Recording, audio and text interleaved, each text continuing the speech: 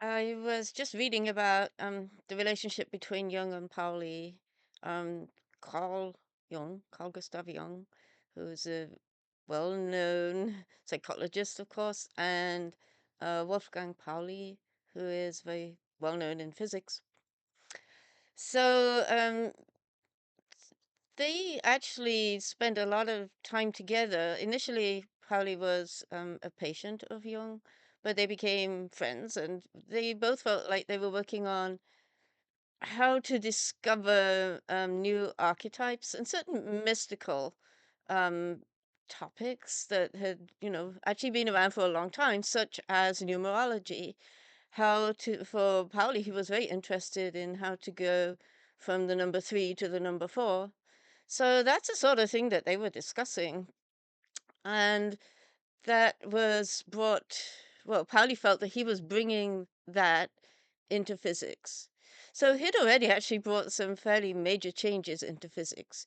He was um, he was given the Nobel Prize for understanding that an electron needed 4 quantum numbers for its description. And that was a really, really big step in physics. Okay. So, but it brought with it the transition from like the naive picture of an atom, sort of like a mini solar system with a nucleus in the middle and then electrons orbiting around it. It took away the picture that is something that was easy to visualize and sort of left us without a picture, to be honest. So, he was one of the people almost responsible for dissolving the physical matter when it came to the smallest scales.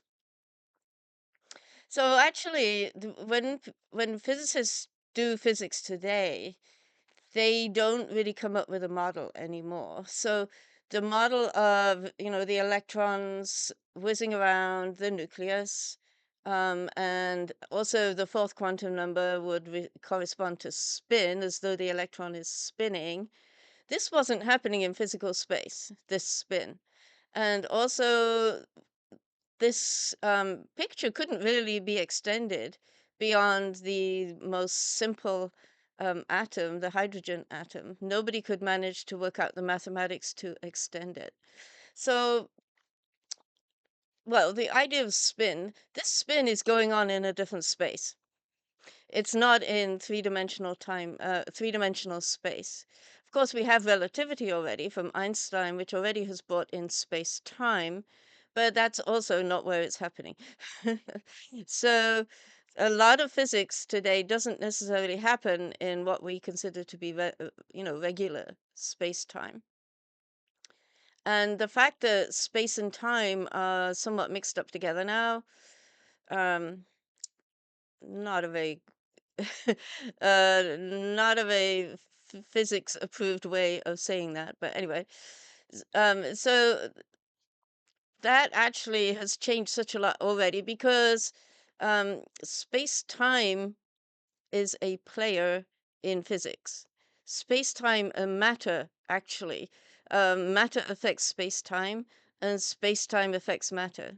So we don't really have the idea of space as sort of an inert background anymore. So we've lost the idea of inert matter, and we've lost the idea of inert space-time. And time doesn't just go along at a regular rate anymore, right? Time is not what you read off the clock in God's office. So this makes a huge difference. It definitely made it difficult to, just sort of naively accept the idea of the God of the Bible, I guess, or, the God of the God who sits on the clouds and expects us to behave ourselves. We can't, physics can't really accept that because it doesn't correspond at all well to what we know to be the most basic um, things that are going on. So we don't really have a model from physics right now. We can think of one, but Actually, physics has not worked with models. Physics has worked with equations and numbers. So that is very different. So if say the spin of an electron, it can be either this way or that way. That doesn't mean an electron is sitting there spinning. What it means is it seems to obey laws which are mathematically the same as though it were spinning. And physics has gone further and further out into that sort of thinking.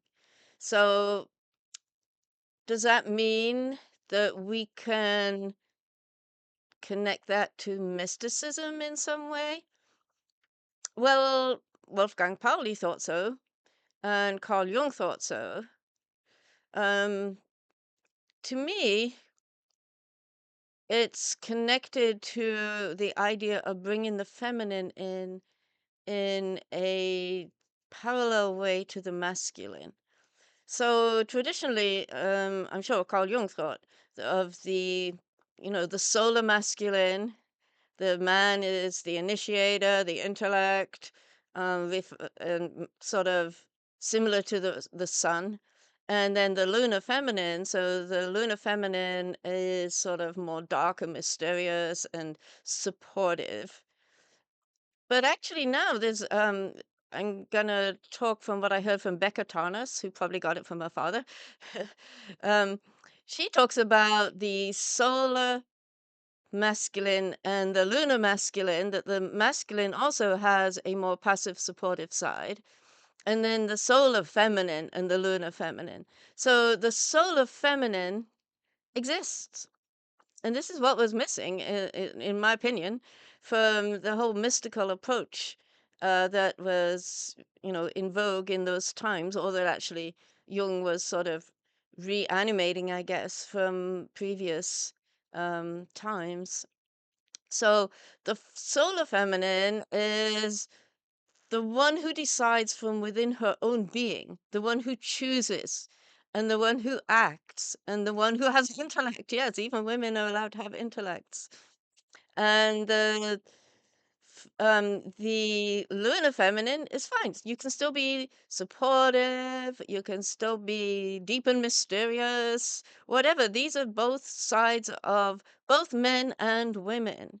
And both men and women, according to Jung, had like an opposing side to their nature. So it wasn't that far away. But he never really thought at all about the solar feminine. So the role of women is not what men tell them it is. And actually, that connects very much to what's going on in America right now, where women are being told by men what is their role and what are they allowed to do, even with their own bodies. And this is going to bring us into a collision course for sure. I think the next year or two are going to be very interesting.